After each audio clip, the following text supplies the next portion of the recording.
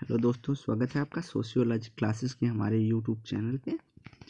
तो सबसे पहले ज़रूरी सूचना आया है कि जो क्विज़ की टाइमिंग है वह 10 AM कर दी गई है और रात में 9 PM पर डेली क्विज होता है हमारे टेलीग्राम चैनल पर।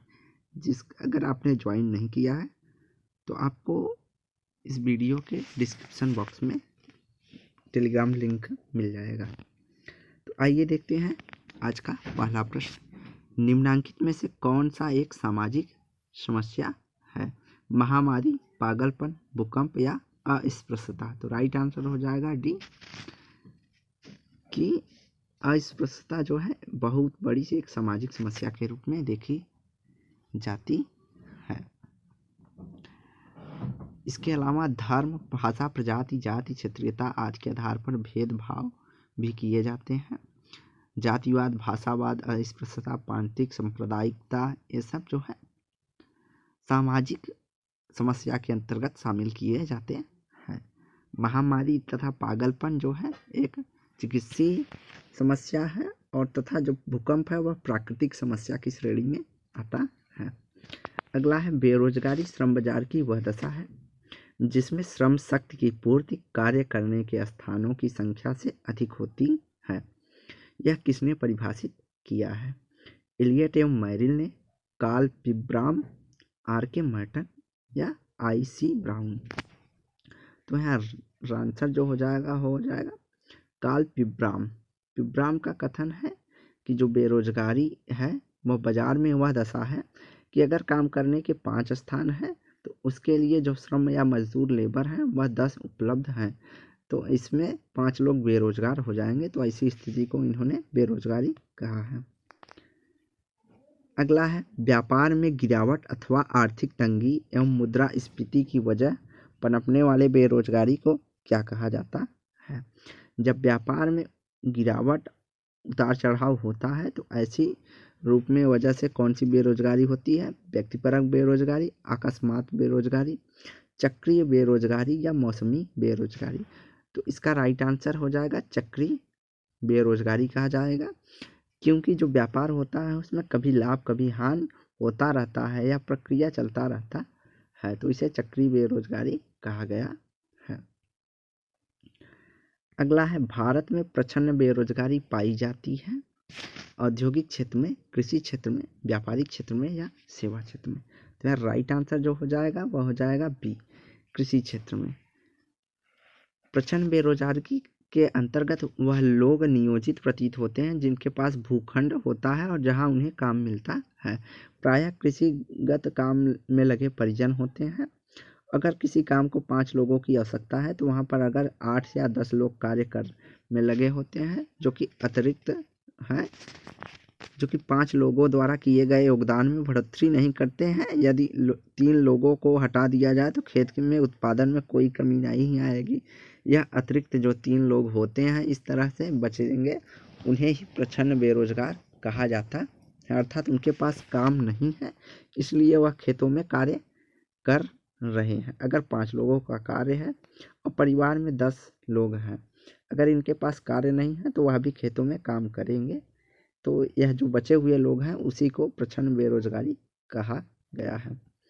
अगला है भारत में ग्रामीण बेरोजगारी नगरीय बेरोजगारी का एक प्रमुख कारण है। कथन बी है कि भारत में आधुनिक कृषि प्रौद्योगिकी का प्रयोग भूमिहीनों के लिए गांव में से पलायन करने का एक प्रबल प्रेरक है। तो यहाँ कथन जो है दोनों सही है पर एक दूसरे की व्याख्या नहीं कर रहा है, तो राइट आंसर जो हो जाएगा हमारा सी हो जाएगा। अ ब दोनों सही है, ब वास्तव में अ की उपयुक्त व्याख्या नहीं।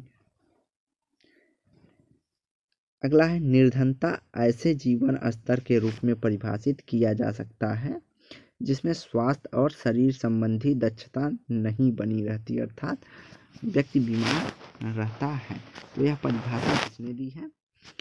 गिलिंग ने, बीबर ने, गोडार्ड ने या माइकल कालेस्की। तो राइट आंसर हमारा हो जाएगा सी। गोडार्ड कहते हैं निर्धनता उन वस्तुओं की कमी या आपूर्ति में कमी होती है जिनमें व्यक्ति अपने आश्रितों के स्वास्थ्य और शक्ति का अनुरक्षण करने के लिए अपेक्षित हो जाता है, अर्थात उनके स्वास्थ्य और शक्ति की जो जरूरत है उनको पूरा नहीं कर पाता है। इसके अलावा गिलिंग एंड गिलिंग कहते हैं कि गरीबी उस शर्त में के रूप में परिभाषित किया जाता है जिसमें एक व्यक्ति या तो अपर्याप्त आय की वजह से, अपव्यय की वजह से, या तो आय उसकी कम है, या तो वह अधिक खर्च करने के वजह से अपना जीवन स्तर बरकरार नहीं रख पाता है। इसके अलावा रास कहते हैं कि जब गरीबी, निर्वाह और शारीरिक दक्षता के लिए आवश्यकताओं का अभाव हो जाता है तो उसे गरीबी रास कहते हैं। वहीं माइकल हेरेटिंग नामक जो है वो थे, उन्होंने कहा कि वह समाज गरीब है जो भोजन, स्वास्थ्य, आवास, शिक्षा और मनोरंजन के न्यूनतम स्तर को प्राप्त नहीं कर पाता है। अगला, यह किसने कहा कि निर्धनता एक व्यक्ति की उन वस्तुओं की अपर्याप्त पूर्ति है? तो यह वही प्रश्न, सेम प्रश्न हो गया है। तो इसका राइट आंसर जो है जे.जी. गोडार्ड है। अगला, निम्नलिखित में से कौन भारत में निर्धनता का कारण है? प्राकृतिक संसाधन की कमी, प्राकृतिक विपत्तियां, कृषि का पिछड़ापन, या सभी? तो राइट आंसर डी हो जाएगा। भारत में निर्धनता की कमी के सभी कारण हैं कि प्राकृतिक संसाधनों की कमी है, प्राकृतिक विपत्तियां अर्थात बाढ़, सूखा, यह भी अधिक से अधिक आता है, और तीसरा जो कृषि है वह आधुनिक न होकर पिछड़े तरीकों से अभी भी कृषि चल रहा है। अगला है, यह किसने कहा है कि, तो यह प्रश्न लगता है फिर से रिपीट हो गया है। गरीबी का मुख्य कारण है स्वयं व्यक्ति, संस्कृति तथा गरीब की उपसंस्कृति, सामाजिक संरचना अर्थात अन्यायपूर्ण सामाजिक परिस्थिति, सीमित तथा प्रतिबंधित अवसर। तो गरीबी में क्या क्या शामिल किया जाता है? तो गरीबी में यह सभी तथ्य शामिल किए जाते हैं। तो राइट आंसर हमारा डी हो जाएगा। एक स्वयं व्यक्ति, संस्कृत व गरीब की उपसंस्कृति, सामाजिक संरचना अर्थात अन्यायपूर्ण सामाजिक परिस्थिति, सीमित और प्रतिबिंबित अवसर, यह सब गरीबी के प्रमुख कारण में शामिल किए जाते हैं। अगला है, भारत में निर्धनता का कौन सा कारण अधिक उपयुक्त नहीं दिखाई देता? अशिक्षा, बेरोजगारी, भाग्य का भरोसा करना, काम न मिलने पर काम की इच्छा न होना। तो राइट आंसर डी हो जाएगा। जो डी है वह भारत में निर्धनता के कारण को अधिक उपयुक्त नहीं दिखाती है।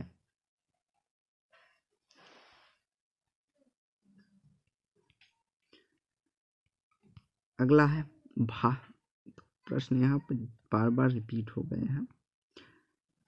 तो निम्नलिखित में से निर्धनता का कौन सा एक कारण है?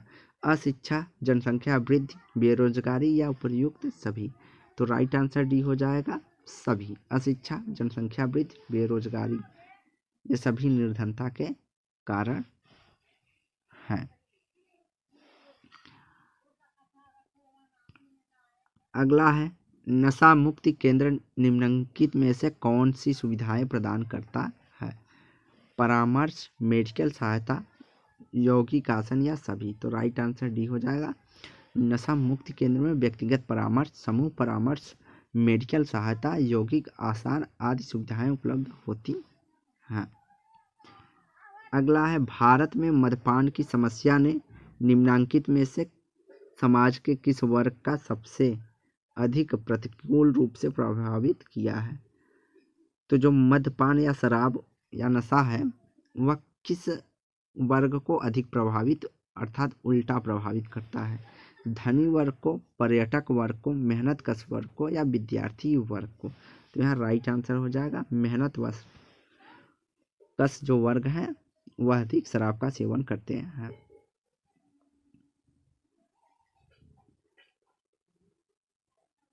क्योंकि मेहनतकश वर्ग जो भी कार्य कर रहे हैं वह अपनी आधी से ज़्यादा जो है आय उसको नशे में उड़ा दे रहे हैं, जिससे उनकी परिवार की स्थिति जो है वह बेरोबेर गिरती जा रही है।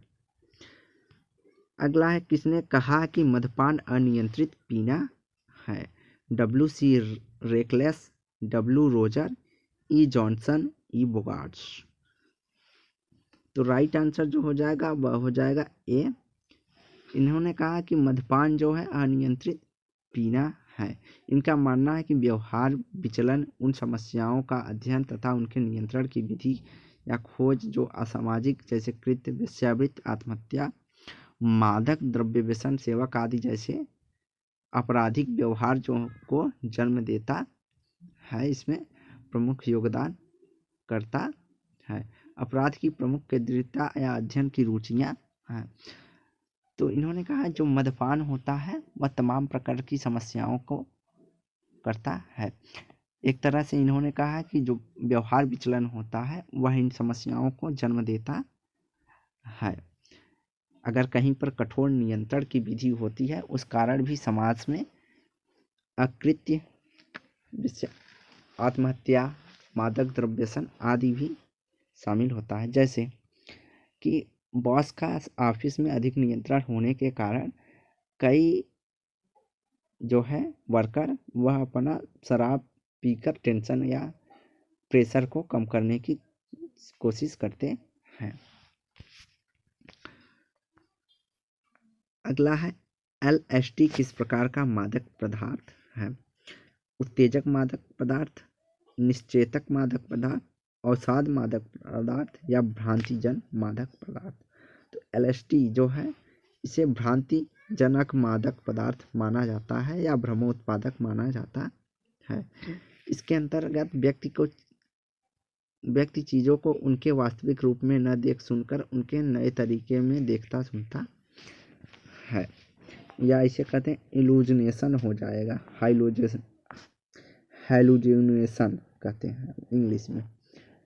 इसके अलावा LSD जो है व्यक्ति द्वारा निर्मित वह रासायनिक पदार्थ है जो कि इतना शक्तिशाली है कि इसका जो 1 तोला है वह 3 लाख रुपए में डोज मिलता है। यह नमक के दाने से भी कम या छोटी मात्रा में अगर किसी मनुष्य को दे दिया जाए तो उसके अंतर्गत भ्रांतियां उत्पन्न हो जाती हैं। और इसका जो है LSD के औसत डोज का प्रभाव जो है 10 घंटे तक रहता है लगभग।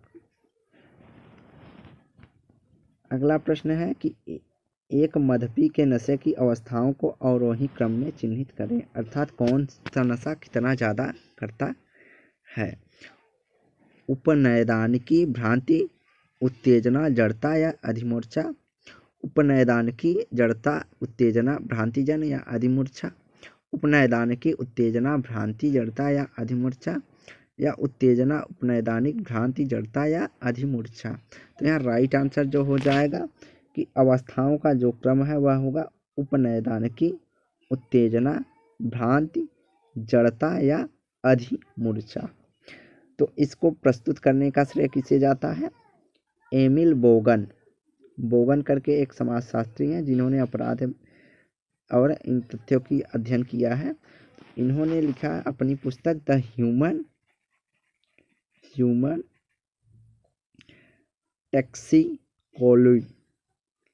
टैक्सिकोलॉजी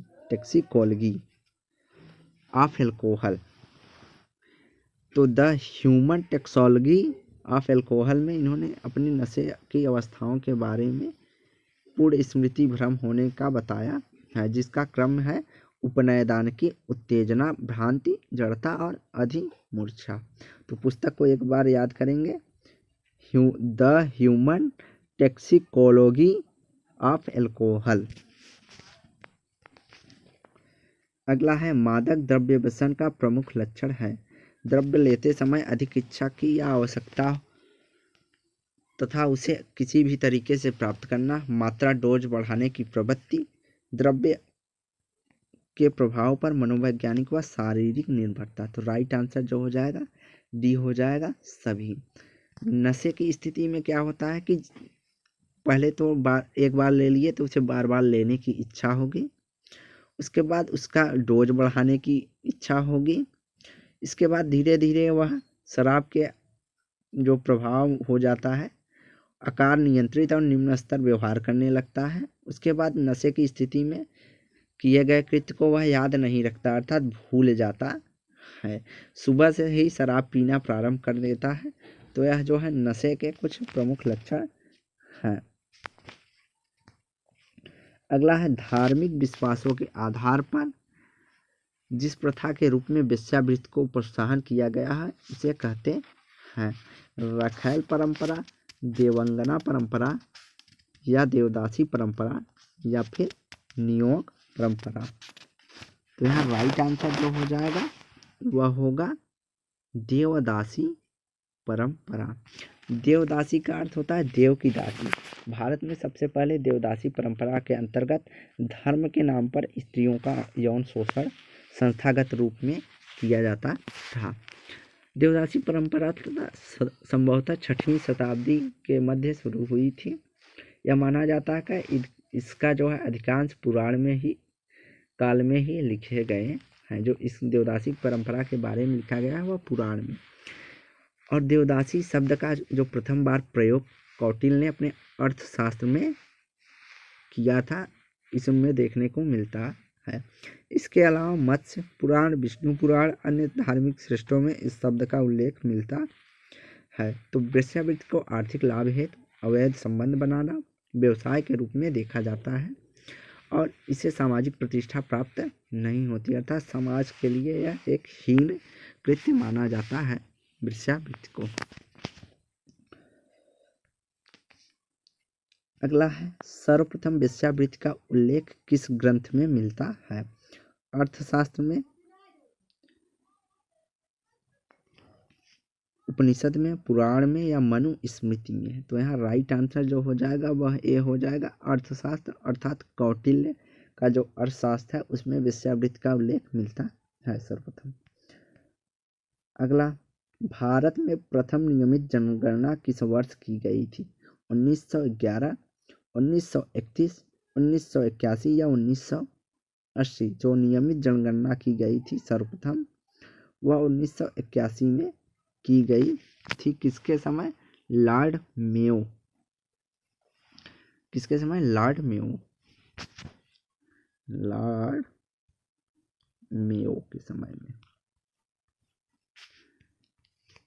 अगला, भारत में निम्नांकित में से कौन सी जनसंख्या वाला राज्य है? सर्वाधिक जनसंख्या वाला राज्य है राजस्थान, बिहार, उत्तर प्रदेश, मध्य प्रदेश। तो राइट आंसर हो जाएगा डी, उत्तर प्रदेश जो है सर्वाधिक जनसंख्या वाला राज्य है। अगला प्रश्न है कि आज की निरा आश्रिता कल की वेश्या है, सही है या गलत? अंशतः सही है, पूर्णतः सही है, अंशतः गलत है या पूर्णतः गलत है? तो यहाँ राइट आंसर जो हो जाएगा पूर्णतः सही है। आज की निरा आश्रिता कल की वेश्या ही है यह जरूरी नहीं है। सॉरी, अंशतः सही होगा यहाँ पर। आज की निरा आश्रिता कल की वेश्या है वह सही या गलत है? तो अंशतः सही है कि किसी स्थिति में यह सही भी हो सकता है और किसी स्थिति में गलत भी हो सकता है। कई निराश्रित महिलाएं आज बड़े बड़े बिजनेस को कर रही हैं, तो यह पूर्णतः गलत नहीं है न पूर्णतः सही है। बस अपनी सोच की बात होती है, कौन किस राह को चुनता है, इच्छा शक्ति की बात होती है। तो यहाँ राइट आंसर जो हो जाएगा वह ए होगा।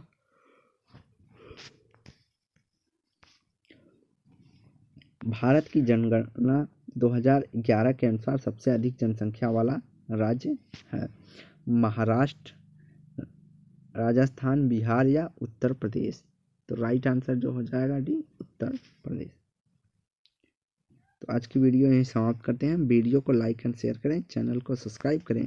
धन्यवाद।